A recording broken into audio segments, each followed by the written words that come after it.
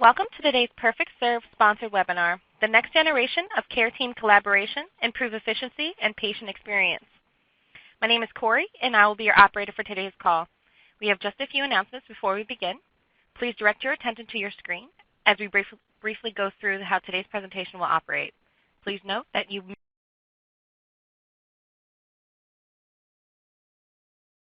may need to zoom in or out in your browser to see everything. In the center of your screen, you'll see a box containing today's slides. They will advance automatically throughout the presentation. To the right of the slides is a Q&A box where you can submit a question at any time. Questions will be addressed during the Q&A portion at the end of the presentation. To the left of the slides is the webcast help icon if you need technical assistance. And below that is a resource list with a PDF of today's slides and a few other helpful resources. And finally, here is the Twitter feed for today's webinar. Tweet along with us using hashtag capital P, capital S, webcast. If you are on the phone line but experiencing any technical difficulties accessing the web portion, please send an email to webinars@perfectserve.net. At this time, all participants are in a listen-only mode. At the conclusion of today's event, we ask that you complete a short survey that will appear on a separate browser window. I will now turn the call over to today's speaker, Michelle McCleerey, Vice President of Product Marketing at Perfect Serve. Michelle brings more than a decade of experience in creating innovative, user-centered healthcare technologies. Her clinical experience in hospitals provides her with the first-hand insights needed to create technologies that support clinician workflow, instead of requiring clinicians to adapt to technology. Michelle, you may begin. Thank you, and welcome everyone to today's presentation. It is the first in Perfect Serve's Nurse Leadership webinar series. Today, as has been said, we are going to be focused upon efficient care team collaboration. Now, throughout the presentation, you will have the opportunity to provide feedback concerning your own experience. So periodically, there will be a brief question that appears on your screen. And if you could take advantage of this opportunity and quickly respond, we would really appreciate it, and then we'll be able to discuss those results toward the end of our presentation. For those of you who may not be familiar with Perfect Serve, we provide both mobile and web applications to connect physicians and nurses and the greater care team. In the last half of this presentation, I'm going to discuss some of our recent developments. For now, we're going to focus on the deleterious effects of impeded care team collaboration on patient care. As well, we will review your challenges that you have submitted upon registration for this webinar and look at what strategies have been employed to address the same. And as I said, we'll conclude by reviewing technology that is designed to facilitate and expedite care team collaboration and productivity. If you recall, in 2010, the Institute of Medicine published a landmark report entitled The Future of Nursing. And within it, they posited that nurses should lead healthcare reform and improvement given their unique expertise and perspective. And they made several recommendations toward that end, and one of which was for nurses to collaborate and lead healthcare delivery and redesign, and to do this by engaging all the members of the healthcare team within an environment of interprofessional respect and true collaboration. Now, this past year, the IOM published a subsequent report reviewing what has been the progress made in regard to each of their recommendations. And specifically, in regard to collaboration, they noted that there has been two successes. One is that the database and evidence supporting the need for collaboration and mutual respect among professionals in order to deliver improved outcomes and save costs and improve job satisfaction has grown. Secondly, they also noted that there has been a trend toward interprofessional team-based care, and that is really good news. However, for those of us who are in the healthcare industry, we know that there are long-standing obstacles to communication and collaboration that continue to degrade care. In a recent study, this is a survey of over 1,300 nurses across the U.S. They asked if nurses were satisfied with their job, and over 2/3 reported that they were. Despite that, over half still believed that the profession had changed for the worse, primarily due to time away from the bedside, which is no surprise to anyone who has joined this webinar, I am sure. When the nurse respondents were asked to identify what were some of those activities that pulled them away from the bedside, 58 responded that communication problems created an issue, and specifically the lack of communication. The survey delved deeper into those indirect care tasks that seem to consume considerable chunks of patient care time. And when asked what those tasks were, 51% reported that it was care coordination. So calls to physicians and ancillary departments, arranging patients' tests, giving and receiving report, consulting and conferring with their colleagues and other team members. So this shows that just the very aspect of communication and attempting to communication seems to be pulling nurses away from the bedside. And that aligns with a more recent survey conducted by Nielsen. It included 1,000 physicians and nurses in combination. But in looking at the nurse responses in isolation, what you see is that almost all of them believed that collaboration obstacles really posed a barrier to efficient patient care. It results in delayed patient care as well as patient discharge and transportation. And nearly 3/4 noted that they are wasting valuable time attempting to communicate with the broader care team. And one reason why, as reported by 50%, is that they didn't even know the correct team member to contact for that particular situation. Now, what was somewhat surprising was the fact that 12% only reported that they used the EHR to communicate with the care team. And this seems to suggest that there is a need for communication and collaboration outside of the EHR in order to address the complex, unpredictable, unexpected, time-sensitive nature of care. Now, we continue to conduct surveys across hospitals in the U.S., and at this point in time, we have an aggregated database of well over 200. And we've asked nurses to shed some more color and context to the Nielsen's findings. And what you can see is that nearly all nurses have reported that if they have to wait for patient care time, then, or if they're waiting for physicians to respond to questions or requests, that delays care.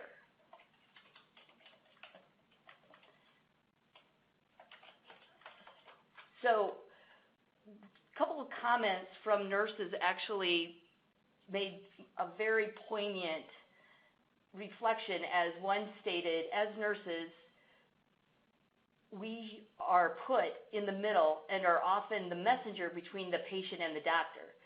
Clarification of orders or having to get calls, to get pain medications, etc., takes time to get the physician to respond, if they respond at all.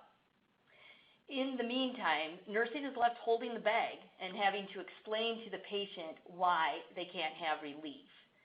And even more disturbing, one nurse commented, there have been multiple times where a patient was going bad, and we paged a physician, and it took hours for them to contact us back for orders, and the patient suffered because of it. So there's problems with patient care when the physicians are not responding in a timely manner, but as you can see, another 75% reported that receiving calls from physicians for non-urgent purposes actually disrupts patient care as well. So at best, you have a degraded patient experience, and at worst, we're eroding patient outcomes. Now, nurses are not alone in this perspective. We surveyed physicians as well, and they concur. We saw from the Nielsen results that 50% of nurses don't know who to call, and that is in alignment with the physician's report, who say frequently and erroneously they are contacted when they are not the right physician. They too are receiving calls for non-urgent purposes that interrupt care, and that they acknowledge that there are delays because of communication obstacles between physicians and nurses, and they too experience difficulty when attempting to connect to the right nurse for their patient. For your first poll question, we ask, on average, how much time per shift does the nurse spend attempting to effectively communicate with physicians and the broader care team? Less than an hour, 1 to 2 hours, more than 2 hours, or more than 4 hours?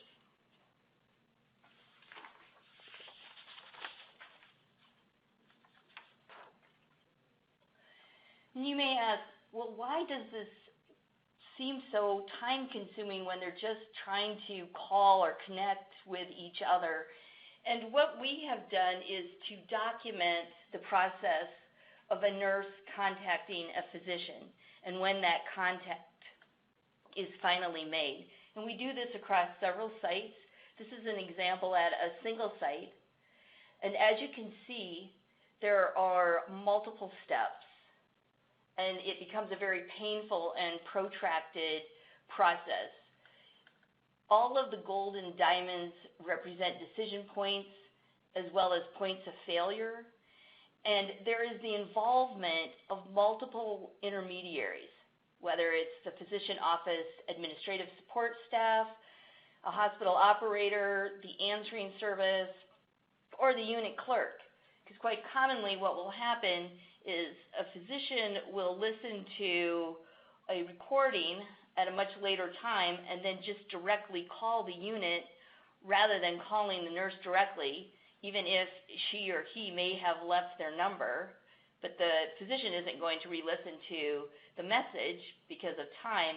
And then the unit clerk will typically have to hunt down the nurse who left the message. And then quite frequently, because the nurse has been caring for multiple patients and performing several other activities in between the time he or she left the message and the return call, that they have to reorient themselves to why is it that they placed the call. So it becomes very painstaking for everyone involved. And what exacerbates this problem is that nurses are actually responsible for initiating well over 90% of the physician's communications. So what we saw was a single nurse attempting to contact with a single physician. But if I'm a med-surg nurse and I have 5 to 6 or sometimes even more patients, and they have multiple physicians, then I'm undergoing that belabored process multiple times a day. So nurses, as you are well aware, have several reasons to contact the physician, whether it's for clarification, for orders, for patient updates, or relaying test results. In this graphic that you see, the nurse to physician communications is indicated in blue, whereas the physician to physician communications is indicated in green. And as you can see, this is data across about 125 different sites by the month, but it remains consistent over time that nurses are initiating the majority of physician communications. And so then it becomes really obvious, and that's in alignment with the Nielsen survey results, that one of the greatest needs for the nurse is to immediately connect to the right physician for the particular situation at hand. Now, what is troubling is a more recent trend that has been reported, and that is the decreasing willingness for physicians to communicate with each other.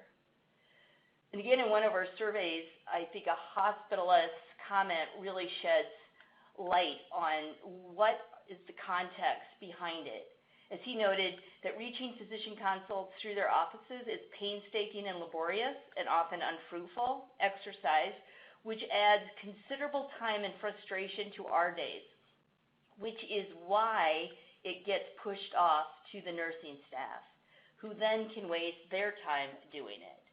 And so any type of direct consultation is going to carve hours out of the collective days of physicians and nurses. And so what we're seeing is not only do the nurses have a need to connect to physicians for their own patient care purposes, but they're now also serving as an intermediary for physician to physician communication. Now, we are in the process of conducting a time and motion study in which we shadow med-surg nurses. This is just a segment of that data focused on nurse-to-physician communications. It is a single facility, and this entails 22 nurses that we shadowed over 22 days from the hours of 8 to 5 p.m. We conducted observations prior to the data collection and learned that that was when the majority of communications with physicians and the broader care team took place. And what we learned is during that time there were 176 nurse-to-physician communications. That averages to be about 8 communications per nurse during the observation period. And the average communication cycle time, so that's from a nurse-initiated communication to when the physician responds, was greater than 1 hour and 13 minutes. Now, I say greater than 1 hour and 13 minutes because there were several occasions when the physician didn't respond at all. And so what we did when we were averaging the response time is to just add those number of hours till the end of our observation period. So if a nurse placed a call to a physician at 2 p.m. and we finished at 5 p.m., then we attributed 3 hours to the response time. So obviously that's very conservative, and I'm sure it's well over an hour and 13 minutes. As you can see, the range was instantaneous to greater than 10 and a half hours. We were looking at all channels of communication, and so the instantaneous responses could have been your face-to-face conversations.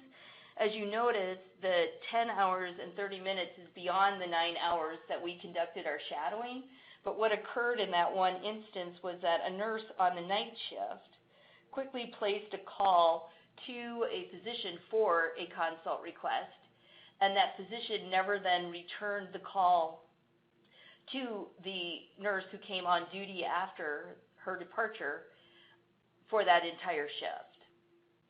Now, we took a look at those communications that required the physician to call back, and that comprised 58% of the total communications. And what we found is that 17% of the physicians never responded at all throughout that shift. And this is when we can directly link communication delays and breakdowns to patient care. Now, of that 58%, almost half were requests for patient orders. And those ranged from a variety of purposes, for pain meds, Coumadin, potassium chloride, PICC line, discharge. And so this is allowing us to link delays in discharge to lapses in communication as well. The average response time, again, is over an hour, and that is because we had that 17% of physicians who never responded throughout the duration of our observation for that day. And that provided a range of instantaneous, because there were those situations when the physician immediately called back to the nurse, but to greater than 6 hours of a delay. Now, as I said, this was part of a bigger study that is ongoing, so these results are very preliminary. In the study at this time, we have conducted shadowing of med-surg nurses as well as all ancillary department care team members across 8 med-surg units, and that's a total of 41 nurses. It's during the same observation time period that I noticed.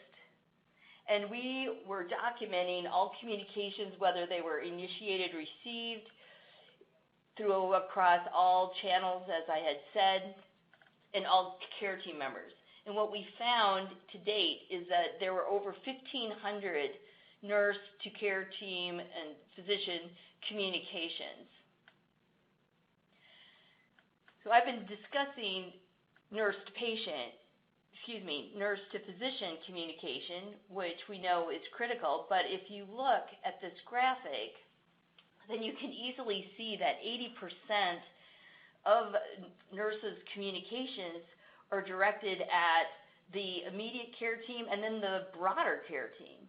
What this shows is that the nurse virtually has contact and is communicating, collaborating with every department within the hospital almost. And so you can see why the nurse is really distinctively positioned to be the leader in collaboration and improved care team delivery. So you would hope, given the fact that 80% of the communications are directed toward ancillary departments, that those communications would be much more efficient and streamlined. But unfortunately, that's just not the case. As you can see by our survey data, that they are fraught with the exact same obstacles that impede nurse to physician communication and is resulting in delayed or missed patient care and delays to discharge and transition. Another question for you: what strategies have you employed to overcome communication and collaboration challenges? A, deployed voice over IP devices for nurses, such as your Cisco, ASCOM, Vocera communication devices. B, deployed nurse smartphones with a basic secure text messaging application.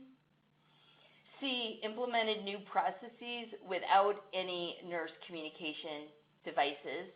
Or D, implemented a web-based text messaging solution for nurses with intelligent routing to contact physicians.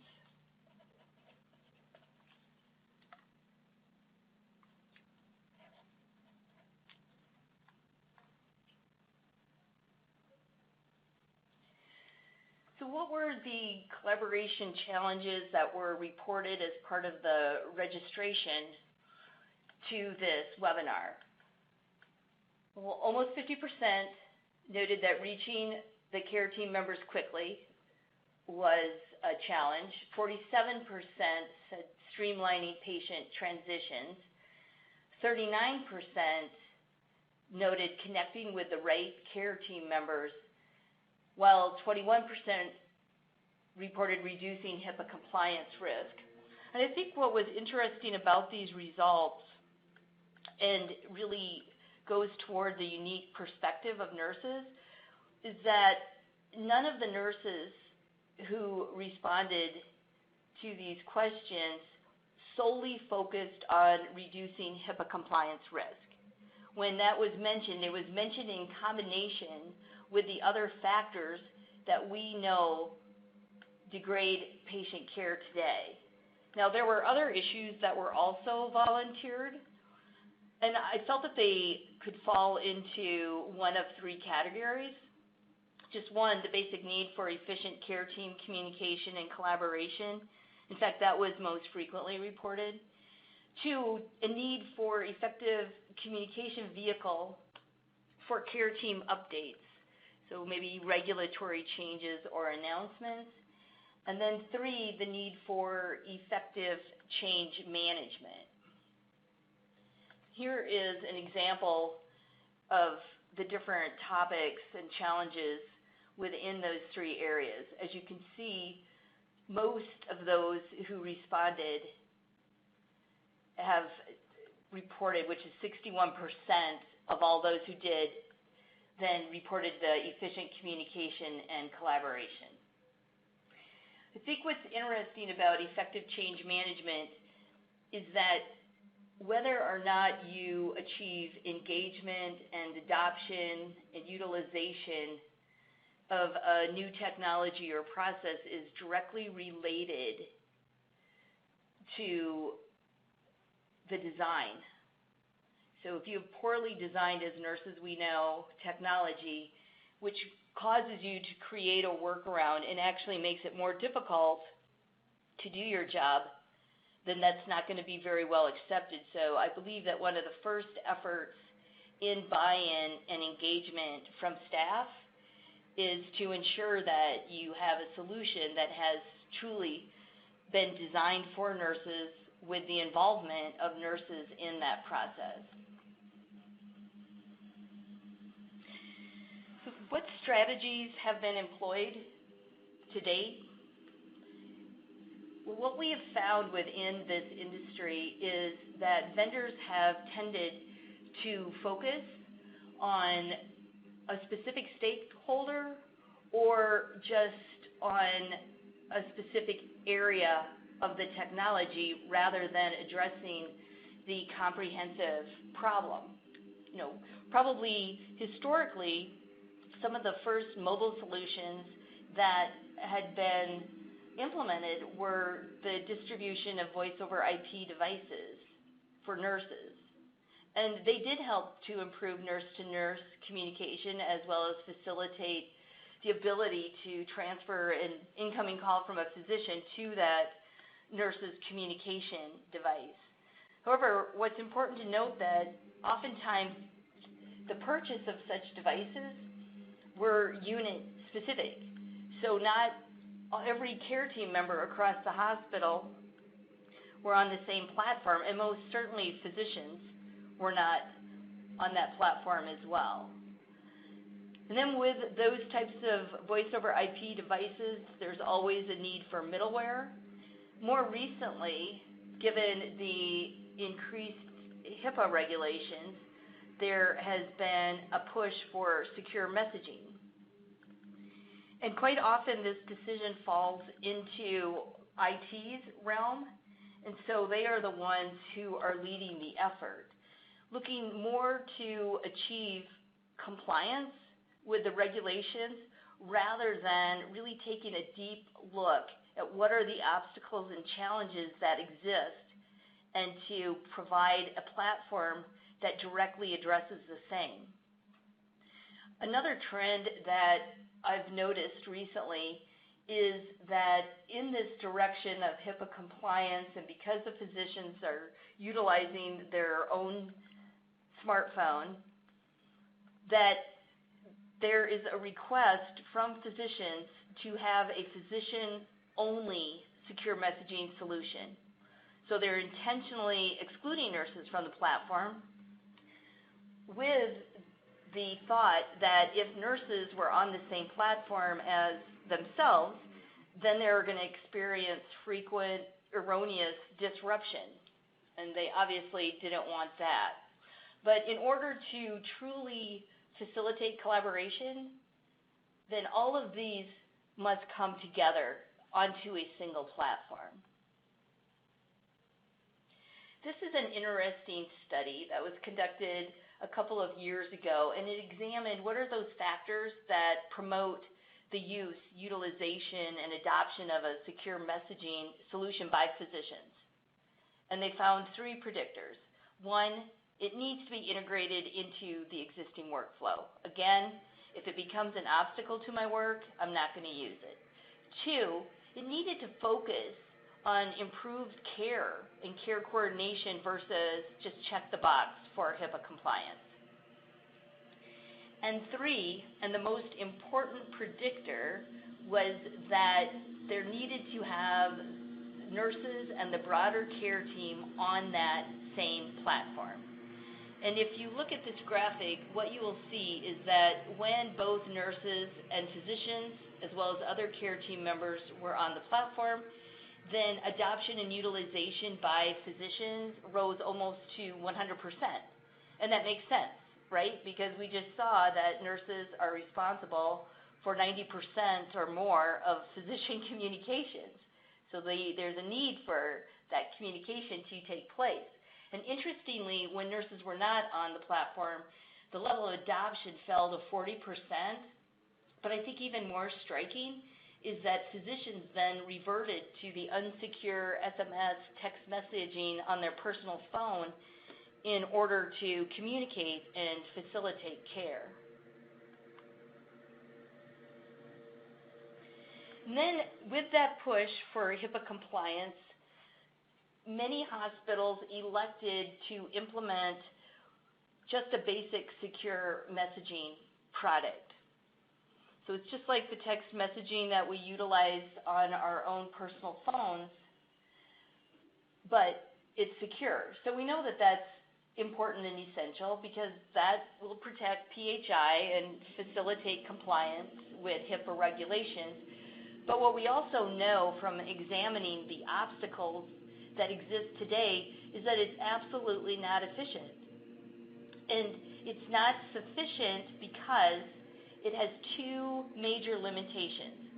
One is it requires that the initiator, such as the nurse, knows who to reach by name. So I need to literally type in the name of the physician or other care team member with whom I need to communicate. But we just saw that 50% or more of the time, that is just simply not the case. And secondly, it is dependent upon the recipient's desire, so for example, the physician, to be directly available to all care team members at all times, 24/7, every day, regardless of what is the issue, whether it's urgent or not urgent. And as we all know, that's simply not the reality.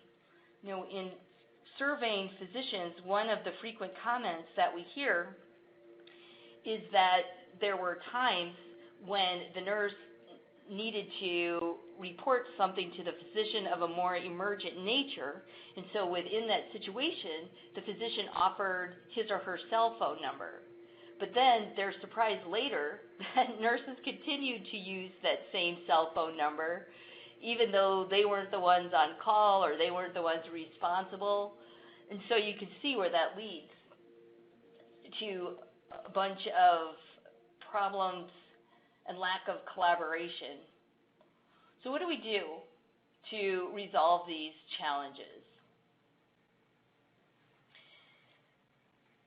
In their original report, the IOM recommended that nurses advance models of care utilizing innovative solutions that included technology to improve healthcare.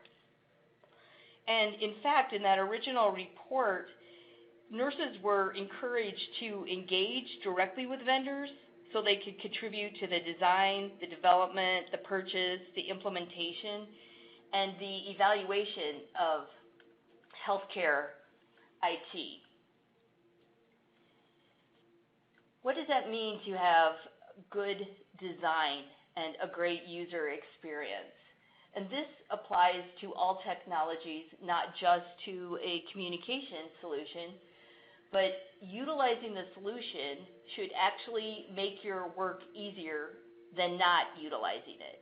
So when you have the solution and you're using it, that is much easier and preferable to not having it. And it becomes that by decreasing any waste or inefficiency, providing access to needed information. Importantly, decreases the cognitive and physical workload of the nurse, which we know is growing every day. and it speeds the delivery of information while decreasing the amount of time that the nurse needs to engage in attempted communication. Importantly, it should support and not drive processes of care. So if utilizing some solution causes new processes just to enable the use of that solution, then it's not a good solution. And then, as we all know, the technology should free the nurse for patient care and interaction while at the same time improving patient engagement and experience.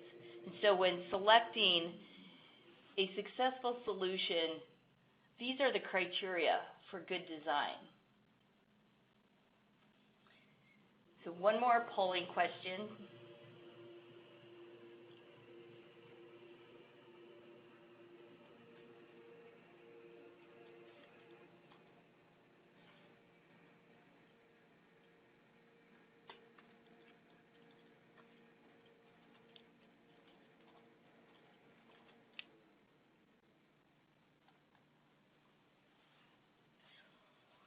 Which is why we have provided a new solution called Perfect Serve Synchrony. This is a new secure care team collaboration platform. It was specifically designed to facilitate and to drive collaboration. And it does so by providing automatic identification and immediate connection to the right care team member for that particular situation at hand. And by doing so, then that improves care team efficiency and productivity, as well as enhances patient experience.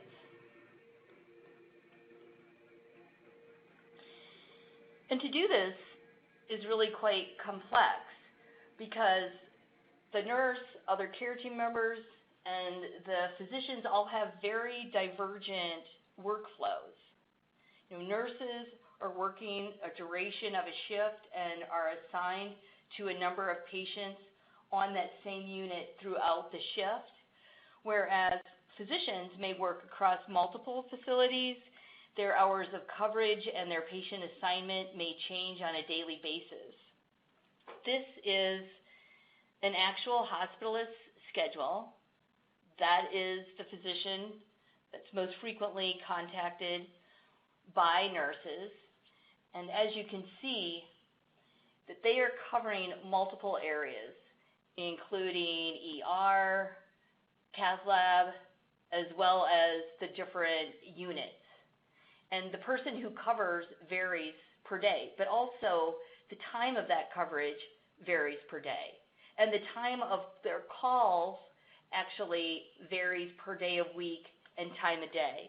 And then on top of that, there are those who are taking vacations, and so the coverage must change. So you can see why it's so difficult for nurses to be able to know who is the right physician for that particular situation. Now, to add more complexity, working across different specialties and with residents also provides more confusion. So this is a true resident schedule, and as you can see, depending on that particular situation, the escalation pattern varies. And the call times actually vary across the different hours and the different roles by these residents. So if there's questions regarding patients in the tower, then they need to call this person. Unless it's night call, then you call this person. If it's for an admission and new consults, then there is the admin consult service, there's the on-call senior resident, there's your night float, and so on. And so it becomes quite complex. And what Perfect Serve Synchrony does is to map out every single communication scenario, like from whom did the communication originate, to whom was it sent, what was the purpose, and what was the sense of urgency, what is the time of day, And by doing so, then we streamline the connection process, and it's absolutely seamless and elegant for the nurse and other care team members. And the way that it's accomplished is because our solution is analyzing a combination of variables in real time, and then by doing so, assembles the correct path to the right individual. So as an example, if I am a nurse and I am utilizing the web application with the dynamic intelligent routing that we just discussed, I happen to be Mary Brewer, I'm working in the ED, and I need to contact the hospitalist who is responsible for admitting patients to the hospital. Of course, I have no idea who that may be, and the beauty is I don't have to. I would simply select contacts from my main menu, and then I would type in hospitalist into the search bar, and from doing that, a list of all the hospitalists as well as the hospitalist groups would appear. But I do not need to know which one would be admitting patients to the hospital that day. I simply can click anywhere on the screen, and then that right hospitalist is immediately identified. So I know before sending a message that the right hospitalist is Dr. Ellis Thornberry. And that's important to know who it is with whom you will have communications, because that might also influence what you will say or report within your message. Now, my callback number is automatically populated, saving me much time, and then I can just simply send the message to the physician. And with this, because this was a message about a particular patient, you can see that it becomes a patient context threaded message. So all of the communications regarding that patient, Thomas Riddle, will be strung together in a single thread, and in that way ensuring patient safety and eliminating any confusion across patients when discussing them with the same physician or other care team member. Importantly, every single communication and message is time and date stamped, and then I also receive an indication of whether or not that message has been read. And what the physician or other care team member will receive is a notification to their smartphone device, and as you can view, it also shows that this is a patient context message, and it provides my phone number as well as the hospital at which I am and the unit on which I work, which is very important, particularly if the physicians or other providers are working across multiple facilities. And upon reading that message, then I will receive the read receipt. So I will know the exact time of day when that message was received. And of course, the time and date stamp of the response. Now, in this case, I am Angela Baker, and I am on a med-surg unit. And Perfect Serve Synchrony has the intelligence to know when I need to contact the hospitalist. In this case, I would like to ask for patient orders, that it's not going to be routed to the same hospitalist who is responsible for admitting patients to the hospital from ED. However, I go about it in the exact same way. I would click on contacts from my main menu. I would type in hospitalist into the search bar. And then the solution would actually ask me about whether or not this was an inpatient. I could easily click on yes, and then again it would provide the list of all the patients on my unit who is being cared for by the hospitalist. and I could choose my patient's name right from that list, and in that way utilize patient-centered routing. And so I am immediately told that the correct hospital for my situation is Dr. Wayne Fiskus. And because this was a patient-centered message, all of the patient information is automatically populated within the message. So not only are they providing double identifiers, but also it's saving me as a nurse loads of time. Another feature of Perfect Serve Synchrony is the patient-centered real-time care team access. So across the entire care team, those who are actively caring for the patient at this specific time are listed. So if I cared for the patient the day before, I'm no longer on that list. And that way it is easy for the physician, for example, to say, if I need to speak to Cecil Anderson's nurse, I can open this page and easily click on Teresa Williams, and I can connect to her. Now, the way that this information is obtained is through our dynamic intelligent routing, but also through integration with the application in which you perform your patient-nurse assignments. In addition, though, we provide the opportunity to make assignments within our application as well, if that's needed. In our research, as we worked with the different ancillary departments, they seem to have a need for an application in which to make their assignments. And so we've designed the solution to be able to accommodate not only nurse-to-patient assignments, and of course we provide the dynamic intelligent routing to the correct physician, but also different types of assignments across all of the ancillary departments. So today, this solution can integrate with any type of mobile device. We know that hospitals, the majority, have made a significant investment in a voice over IP device. And so integrated with our system, the nurse would be able to receive that secure message direct to her phone. So while out providing care, could see what the physicians or other care team members' response. I showed you the web application, but there is a mobile application as well that, of course, resembles the web application. And we are device agnostic, so that's an application that can be on any type of smartphone. We know that the bedside nurses smartphone market is very early.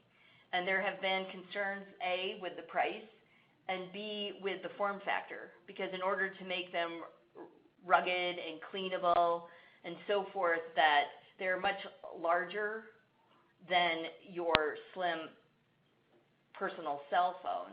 And so hospitals may be reluctant to make a device selection at this time, and may want to wait for the device market to mature, or they may want to experiment, save money, so you would only have to purchase phones for a particular unit, for example, and then you could determine before investing in house-wide devices which ones seem more suitable for the needs of your nurses. Or, again, you may not want a device and you don't need to have a device immediately, so you could make the investment within a single platform extending across nurses, physicians, and all care team members, and then choose the device of your choice at a next time. And what does that mean?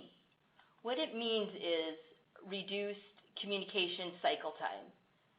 So in this instance, what you find is by immediately connecting nurses and physicians and other care team members to the right care team member, we were able to dramatically reduce communication cycle time by 68%, and the need for making subsequent calls to physicians by 81%.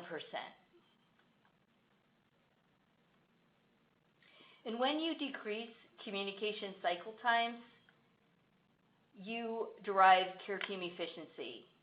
And when that happens, you have increased speed to treatment, you have decreased patient wait times, timely discharge, and transitions. And there's never a need to look at paper schedules, search through the EHR, call the unit or office, wait on hold, contact the wrong team member because we know that's painful. You don't even have to know a care team member's name. You simply just need to know your patient's name, and you can connect immediately. So that's the conclusion of the presentation. So at this time, I am going to turn the conversation over to Carrie Bauman, our Vice President of Marketing Communications, and she can moderate for the questions that you have submitted. Great. Thank you, Michelle. There were some questions that came in the QA box, so we'll get through as many as we can with the remaining 10 minutes that we have here today. Okay, the first question that we have is it possible to get a copy of your references? Yes, absolutely. As long as they've submitted their email address, we can definitely send out references to anybody who would like them. Great, great. Okay. Second question is, how can I use Perfect Serve Synchrony in conjunction with my EHR? That is a frequent question that we receive. And we today integrate with all EHRs.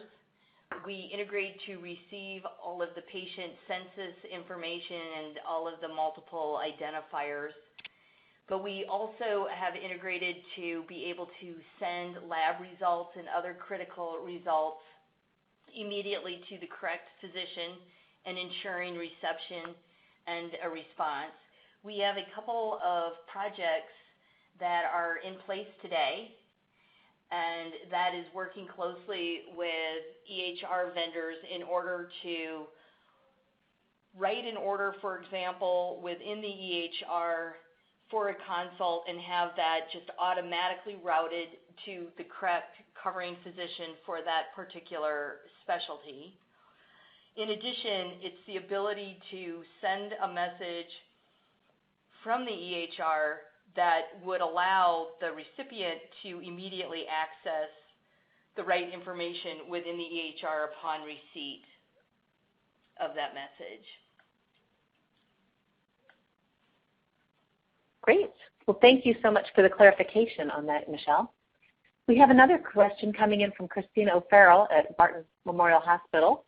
And Christine asked the question, can the patient be part of the care team and submit questions? That's an excellent question, and absolutely. So within this first version, we do have the ability to contact the patient, but on our near-term roadmap, we're going to have the patient become more and more actively involved. Excellent, excellent. Okay, the fourth question that we have is about devices, and the question asks, what smart device would you recommend? Well, we are also asked that question quite frequently, and we are device agnostic, so our application will work across any device. And at this point in time, we really believe that the market is very young, so we are doing a couple of different things in order to investigate performance across devices. We have sites who have selected a device that we're using in some pilot situations. We're also providing devices to other sites so we can evaluate the same. And we know that this market is going to mature just like all technology markets do. And so we too are waiting to see what happens as it evolves. So at this time, we really would not recommend any single device, but we can support the piloting of a device for a customer or interested customer. Great. Well, as that market emerges, I'm sure we'll learn more, as will our customers. Okay, we have another question here. The question asks, how many hospitals are using a smart device for their nurses? It's very interesting because one of our questions that the attendees received was whether or not they had employed the various strategies, one of which was deployed nurse smartphones with basic secure messaging, and 15% had noted that they had done so.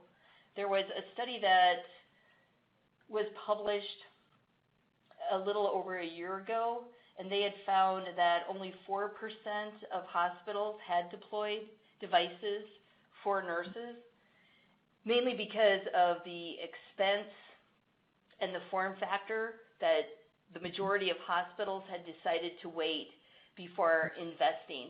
Now, we've seen an uptick in the deployment of smart devices across hospitals, and especially as hospitals begin to invest in a care team communications solution, but it's still really a small percentage of the overall number of hospitals. Mm-hmm. Mm-hmm. Well, 4%, that's a very small number, but it seems like to be growing rapidly. Well, okay. Well, did you have something else to add, Michelle? Well, I was going to just add that it's probably not growing so rapidly because as people wait for the market to mature, but it has grown. Excellent, excellent. Okay, we have another question, which is your mobile solution a responsive website or an app? And this comes from Andrew Loving at Naris Health. Could you repeat that, Carrie? Sure. Is your mobile solution a responsive website or an app? It's an app. It's a web app. Okay, great. And I see a number of other folks adding questions to the chat boxes, providing their email addresses. And if you would like a copy of the references, go ahead and in the chat box just type in your email address, and we will go ahead and get those out to you. Okay. So at this time, we are getting close to the top of the hour, and we're rapidly running out of time here. I did want to make mention that we have 2 more webinars on our Nursing Leadership Series. On May 3rd, we're pleased to have Terry Hayes, who is our Vice President of Client Experience, and Terry's going to elaborate on the building blocks necessary to develop a care team collaboration strategy that will unite the care team and keep the patient as the center. 2 weeks later, on May 17th, our Technical Support Manager, Julie Mills, will wrap up the Nursing Leadership Series by exploring the complexities as well as the considerations of even the most challenging care team collaboration workflows. As always, all the Perfect Serve webinars are free, so please register by visiting perfectserve.com and clicking on the Events and Webinars page within the Knowledge Center. At this time, I'm going to turn it over to George to conclude the webinar event.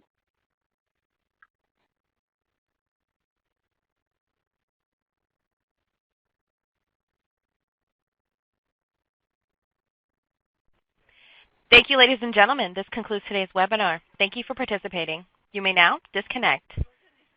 Speakers, please stand by for your post-conference.